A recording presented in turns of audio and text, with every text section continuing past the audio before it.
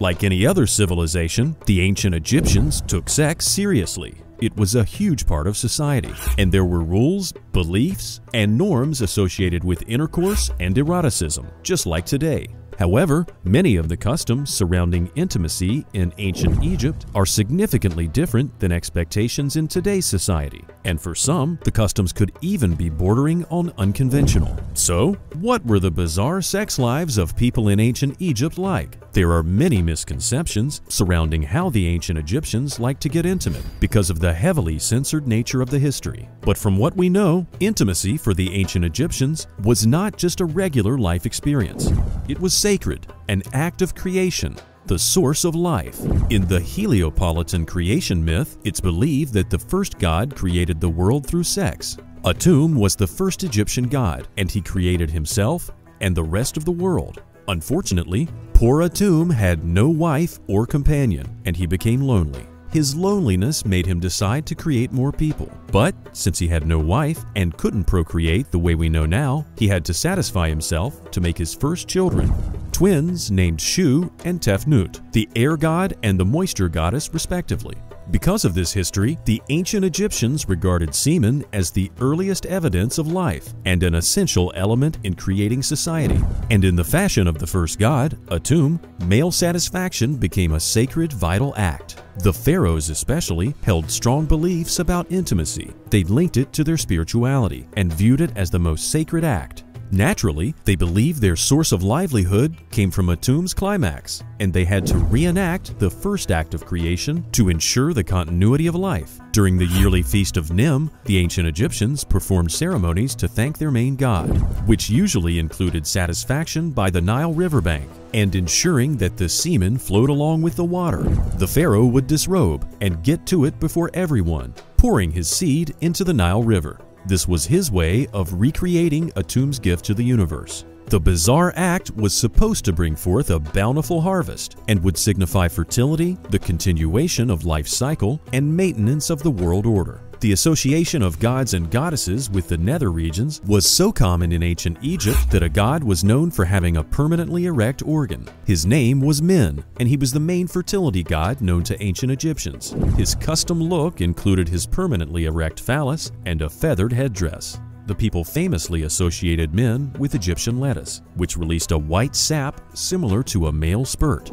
Naturally, men with impotent made offerings of phallic figures to men, hoping for a restoration of their potency and fertility. Another solution for a man's lack of interest in having intimacy with his wife was to rub his privates with a mixture of acacia seeds and honey. In more extreme situations, he could substitute this mixture with foam from a stallion's mouth. Also, there was a medical solution for men who believed their wives were no longer interested in them. The man would visit a doctor who would give him an elixir, but it was meant for his wife to consume, not him. The medicine included some unique ingredients: dandruff from the scalp of a murdered person, blood from a black dog's tick, a drop of blood from the husband's left-hand ring finger, semen, and so on. Once a woman drank the elixir, she was expected to fall in love with her husband again, but she would have to love him already to be persuaded to drink a concoction of such absurd ingredients. So, chances are that they didn't really need it in the first place. A nice date night and a little romance could have done the trick. Among the ancient Egyptians, it was not strange to find families where siblings and cousins married each other. Offspring from such unions were usually prone to genetic defects and a weaker immune system, but that didn't matter much. However, these practices were common among royal families who often believed that their bloodline and heritage were too pure to mix with other families. In 2010, researchers made a shocking discovery about King Tut and his family.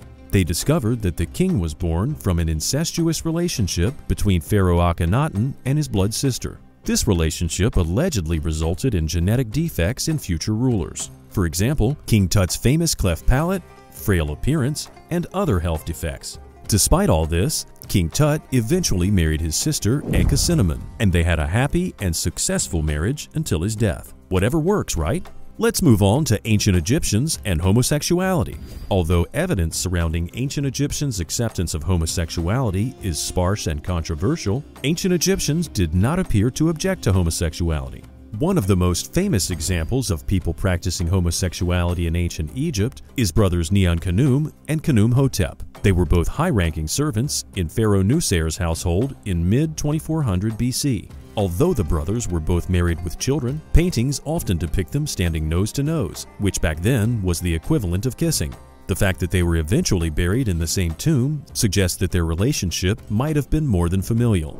You can hardly talk about intimacy in any society without the issue of marriage coming up, and it was the same in ancient Egypt. The marriage institution was not so rigid or elaborate. The wealthy and royal families sometimes drew up marriage contracts detailing property division in case of death or divorce, but that was just about it. The regular man and woman were considered married if they had just started cohabiting. The woman would inform her parents of the decision and resume her life as a married woman. She would be about 12 or 13 years old at this point. The men weren't much older, ranging between 16 and 20 years old. As young as you think the marriage age was for ancient Egyptians, wait until you hear that they encouraged sexual relations among younger people.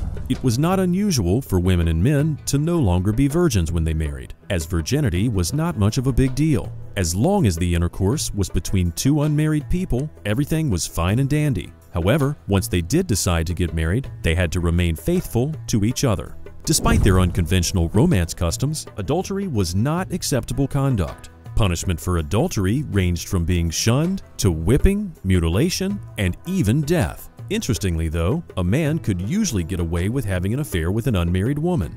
But a woman having an affair was grounds for divorce and extreme punishment because a wife was expected to remain faithful to her husband.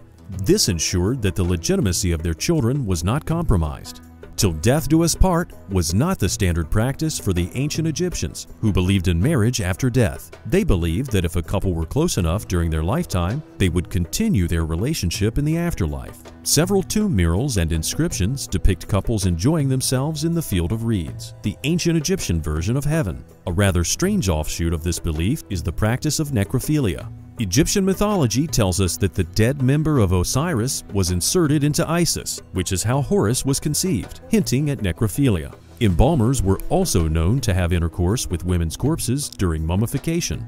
Because of this, families of deceased women often kept the bodies at home till they had decomposed a little bit, to avoid the bodies being assaulted. The ancient Egyptians were not above using a trick or two to make their love interest reciprocate their affections. A collection of Egyptian papyri, discovered about 100 years ago, contained spells that appear to have been intended to be used as love spells.